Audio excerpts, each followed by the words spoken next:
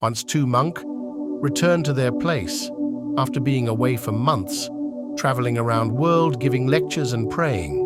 When they returned home, they were tired and just wanted to have rest. But when they reached their place, what they saw was just half of their hut. Because of heavy rains and winds, part of their hut was carried away by winds, and only half of it was left. When young monk saw that, he became angry.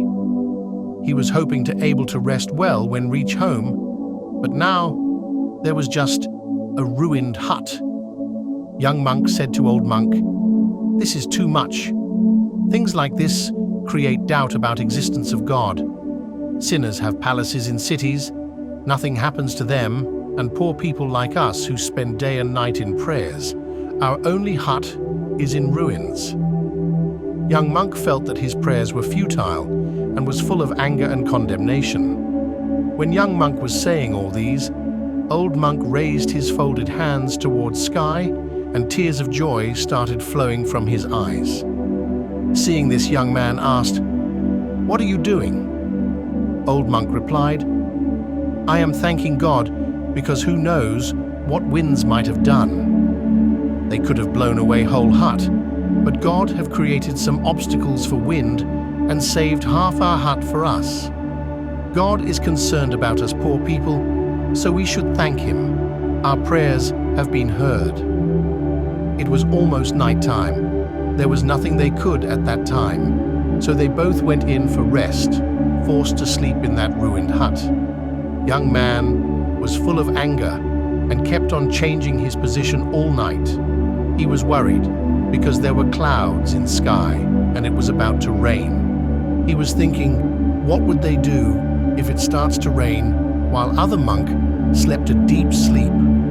When old monk wake up in morning, he started dancing and singing song. He said, "We didn't know that there could be so much bliss in broken down hut. If we had known before, we ourselves would have removed half of roof of our hut. I never slept so blissfully, because half of the roof was not there. I saw the stars and the gathering clouds in your sky whenever I opened my eyes during the night. And now that the rains are about to start, it will be even more beautiful, because with half the roof gone, we will be able to hear the music of your raindrops much more clearly. We have been idiots. We have spent so many rainy seasons sheltering inside the hut. We had no idea what joy it could be to be exposed to the sky and the wind and the rain. If we had realized it, we would not have bothered your winds. We ourselves would have got rid of half the roof." Young monk was irritated and said, "What's all this nonsense? What is this madness? What are you saying?" Old monk replied, "I have looked at things deeply, and my experience is that whatever makes us more happy, that is the right direction in life for us, and whatever makes us suffer more, that is the wrong direction. I thanked God, and my bliss increased. You became angry at God, and your anguish increased. You were restless last night. I slept peacefully. Now I am able to sing a song, and you are burning with anger. Very early I came to understand that the direction in which life becomes more blissful is the right direction. I have directed my whole consciousness towards that direction." How to handle anger. If someone is intentionally provoking anger in another person, it's crucial to address the situation calmly and tactfully. Here are some steps to consider.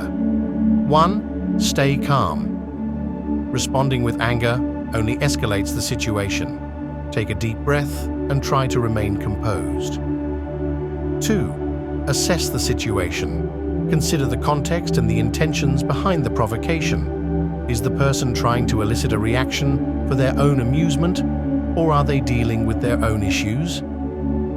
3. Set boundaries. Clearly communicate to the person that their behavior is not acceptable and that you will not engage with them if they continue to provoke anger. 4. Avoid reacting. Refrain from reacting impulsively or emotionally. Responding with patience and composure demonstrates strength and control. 5. redirect the conversation, steer the conversation away from the provocation and towards a more constructive topic, focus on finding common ground or resolving any underlying issues. 6. Seek support. If the situation becomes too challenging to handle alone, seek support from a trusted friend, family member, or colleague.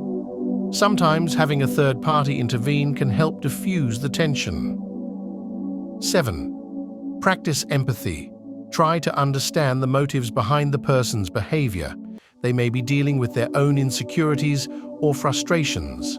Responding with empathy can help de-escalate the situation and foster a more positive interaction.